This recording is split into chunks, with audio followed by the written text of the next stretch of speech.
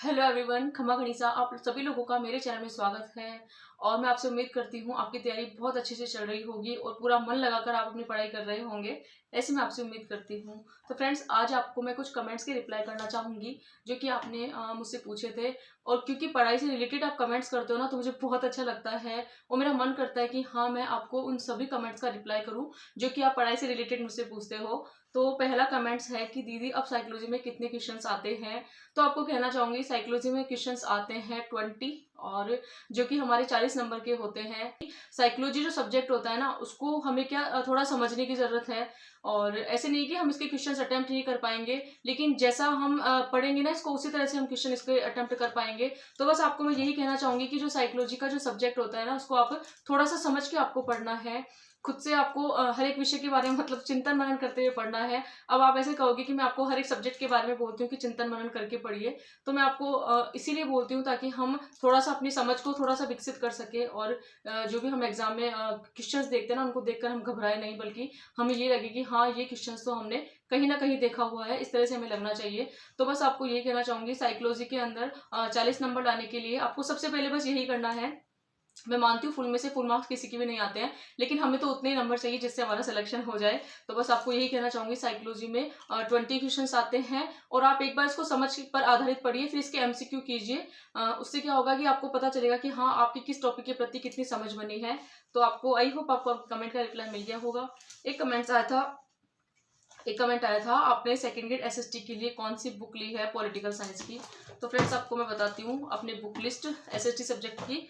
तो political science के लिए ये वाली बुक लेके आई हूँ मैं, जो कि मेरे लिए बिल्कुल न्यू है, क्योंकि मैंने आपको कहा था जब मैं मार्केट जाऊंगी तो अपने एसएसटी सब्जेक्ट की बुक लेके आऊंगी मैं। और मैंने एसएसटी सब्जेक्ट में बुक लेके आई हूँ, पुष्पेंद्र कसाना सर की है, चयन प्रकाशन जयपुर है, सुगम की बुक है ये, है ना। और इनके राइटर का नाम है पुष्पेंद्र कसाना, जो कि व्याख्याता है। और आपको मैं बताना चाहूंगी, इसमें 312 पेज हैं। और इस बुक की अगर मैं बात करूँ ना आपको, तो इसमें आरबीसी एनसीईआरटी सभी का इसमें समावेश किया गया है। तो ये वाली बुक है, आप देख सकते हैं, ये वाली बुक है। और इसमें 312 पेज है। पढ़ने में आपको इसमें टाइम लगेगा, मुझे भी बहुत टाइम लग रहा है, लेकिन मैं इस बुक को बहुत जल्दी कवर करने की कोशिश करूंगी, क्योंकि अभी तक इसमें एक बार भी रिवीजन नहीं हुआ है, क्योंकि बुक मैं लेके आई हूँ अभी, मैंने इसमें कुछ पढ़ा नहीं है। एक दो चैप्टर मेरे इसमें हुए हैं बस, क्योंकि इसमें जो पहला टॉपिक है ना, राजनीति विज्ञान के आधुनिक और परंपरागत दृष्टिकोण, उसी में ज्यादा टाइम लग रहा है मुझे। तो एक पॉलिटिकल साइंस की बुक पूछी आपने मुझसे, ज्योग्राफी की पूछी है, मेरे पास में नाथ पब्लिकेशन की बुक है ज्योग्राफी की। और इसी के साथ में इसमें पता है क्या है, आपको इंडेक्स अगर दिखाऊं ना मैं, तो इसमें आपको यहाँ से दिखाती हूँ। इसमें वर्ल्ड की, इंडिया की और राजस्थान की, है ना। वर्ल्ड, इंडिया और राजस्थान तीनों का इसमें समावेश है। मतलब कहीं और भटकने की जरूरत नहीं है हमें।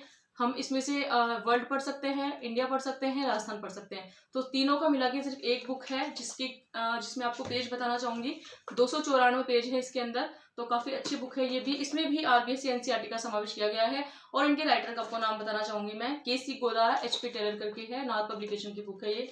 आपको दो बुक मैंने बता दी है। एक कमेंट्स आया था मेरे पास में, हिस्ट्री के लिए बुक बताइए, तो आपको हिस्ट्री के लिए मैंने बता दी है। ये इतिहास की ये बुक है, जिनके गौरव सिंह खानेराव यहाँ लिखा हुआ है। और सुगम की बुक है ये, इतिहास की, मेरे पास में। मैंने सोचा था एक बार इस बुक को कंप्लीट कर लूँ, उसके बाद मैं आर्य कंपटीशन वाली बुक भी पढ़ूंगी, जो कि मेरे पास में है।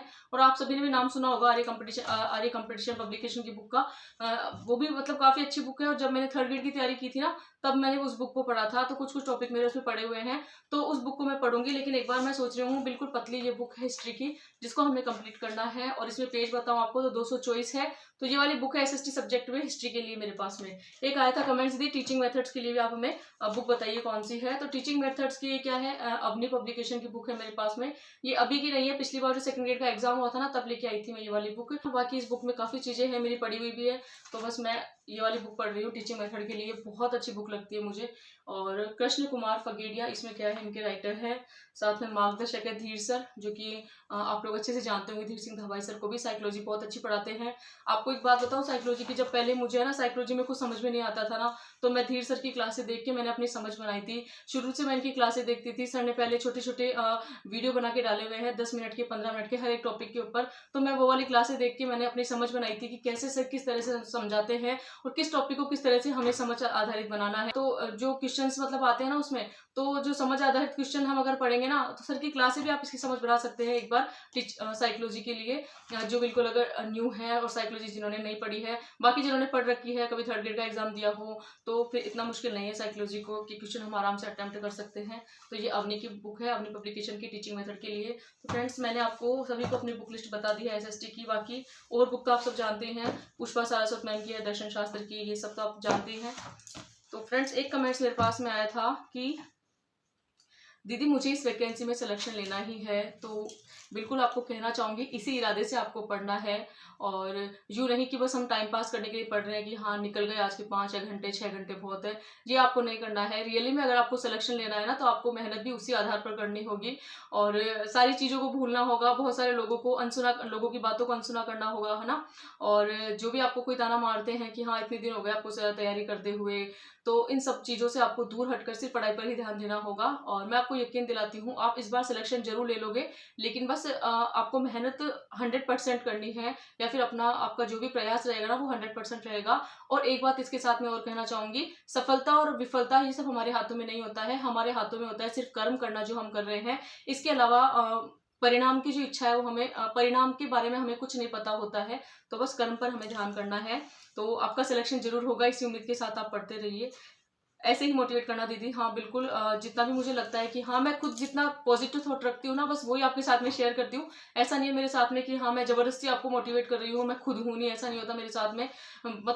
मतलब तैयारी मेरी बहुत कम होती है, लेकिन खुद से उम्मीदें मुझे बहुत ज़्यादा होती है। मेरा मेहनत करने का जो तरीका होता है ना, वो मुझे खुद को बहुत अच्छा लगता है, और कम समय में ज़्यादा मेहनत करने की उम्मीद मेरे अंदर हमेशा रहती है। मुझे अच्छे से पता है मेरे पास समय बहुत कम रहता है तैयारी का, मुझे नहीं मिल पाता इतना टाइम तैयारी करने के लिए, लेकिन फिर भी मैं अपना पूरा प्रयास करती हूँ, जहाँ तक मुझे हो सके ना, मैं तैयारी में अपना बेस्ट देती हूँ। और बस इसी चीज़ की मुझे खुशी होती है कि हाँ जो बातें मैं खुद पर अप्लाई करती हूँ ना, वही आपके साथ में शेयर करती हूँ। और अगर बहुत सारे लोगों को इससे मोटिवेशन मिलता है ना, मेरे लिए बहुत खुशी की बात है, क्योंकि हमारी लाइफ, इस जिंदगी में बहुत सारे लोग ऐसे हैं जिनको रियल में नौकरी चाहिए, और जिनका सपना है कि हाँ हमारी सरकारी जॉब लग जाए, चाहे कहीं भी लगो। तो बस मैं आपको कहना चाहती हूँ, अगर मेरी बातें आपको मोटिवेशन का काम करती है ना, ये मेरे लिए बहुत अच्छी बात है, बहुत खुशी की बात है। इसी मोटिवेशन के साथ में आप लोग तैयारी करते रहिए, और हमेशा एक सकारात्मक विचार के साथ में मैं अपना हर एक वीडियो आपके साथ में लाती रहूंगी, सामने लाती रहूंगी, ताकि आप कहीं भी डीमोटिवेट ना हो। इकोनॉमिक्स की बुक कौन सी है ये भी आपको मैं बताती हूँ थोड़ी देर में। और दीदी आप एडवाइस सही देती हैं, तो हाँ बस एडवाइस का तो मुझे नहीं पता है, लेकिन जो भी हमारी लाइफ में चल रहा होता है, ये ऐसी बातें होती है जो हम सबसे जुड़ी हुई होती है। सभी की लाइफ में सेम ही मानती हूँ, कोई कुछ अलग नहीं होता है। हम एक इंसान है, और हमारी जो लाइफ है ना वो बिल्कुल सेम है, कुछ भी अलग नहीं है। तो क्यों किसी से ईर्ष्या जलन रखना, क्यों किसी से फालतू का वैर भाव करना, द्वेष भाव रखना, ये सब चीजें ना मुझे मतलब बहुत अच्छा लगता है कि हाँ हमें इन सब चीजों में नहीं पड़ना है। क्योंकि एक विद्यार्थी का जो जीवन होता है ना, एक एस्पिरेंट्स का, उस लाइफ में हमें संयम रखना जरूरी है, धैर्य, संतोष, इन सब बातों को रखना जरूरी है। ईर्ष्या, जलन, लालच, इन सब के लिए हमारी जिंदगी में कोई जगह नहीं है। तो बस आपको कहना चाहूंगी, जितना आप इन सब चीजों से दूर रहोगे ना, उतना ही अपनी किताबों के प्रति आप उनके नजदीक जाते जाओगे, और अपने जो आपने लक्ष्य बनाया है ना कि हाँ मुझे गवर्नमेंट जॉब चाहिए, उसके आप बहुत नजदीक जाते जाओगे। लेकिन बस शर्त यही है कि आपको इन सब चीजों से दूर रहना होगा, और ये हमारे लिए इतना मुश्किल नहीं है, क्योंकि एक एस्पिरेंट्स की जो लाइफ होती है ना, या जो स्ट्रगल वाली लाइफ होती है, वो इसी को कहते हैं कि हाँ हम इतना कुछ, मतलब एक हमारा क्या, एक मनुष्य जीवन है जिसमें हमें क्रोध भी आता है ना, हमारी बहुत सारी इच्छाएं आकांक्षाएं भी होती है, हमारी बहुत सारी जरूरत भी होती है। और आपको कहना चाहूंगी, बहुत सारी ऐसी बातें होती है, बहुत सारे लोगों को आना जाना लगा रहता है, लेकिन फिर भी हम इन सभी को साइड में करके सिर्फ हमारे टारगेट पर ध्यान देते हैं, सिर्फ हमारी बुक पर ध्यान देते हैं, सिर्फ हमारे लक्ष्य पर ध्यान देते हैं। ये हमारे लिए बहुत अच्छी बात है। तो एक विद्यार्थी जीवन जो होता है ना, वो बहुत स्ट्रगल वाला होता है। ये बातें मैं अच्छे से समझ सकती हूँ, इसीलिए मैं आपके साथ में शेयर कर रही हूँ। तो कभी भी आप अपनी लाइफ में इस तरह से घबराना मत कि हाँ ये मेरे साथ ही क्यों हो रहा है। तो आपको कहना चाहूंगी, ऐसा कुछ नहीं होता है। अगर रियल में आपका सपना है ना, तो उस सपने को पूरा करने के लिए आपको पहले स्ट्रगल करना होगा, और उस स्ट्रगल से घबराने की आपको बिल्कुल भी जरूरत नहीं है। आज कल परसों बस आपको एक ना एक दिन जॉब जरूर मिलेगी, इस उम्मीद के साथ में आपको पढ़ना है। और एक मेरे पास कमेंट्स आई थी कि ज्यादा लोग पढ़ाई डिस्टर्ब करना चाहते हैं। हाँ बिल्कुल सही बात है, इस दुनिया में कोई नहीं चाहता है कि आप आगे बढ़ो। बाकी आपके कुछ अपने होंगे जो चाहते होंगे कि आप लाइफ में आगे बढ़ो, तो हमारी लाइफ में जो अपने होते हैं ना, उनकी संख्या बहुत कम होती है।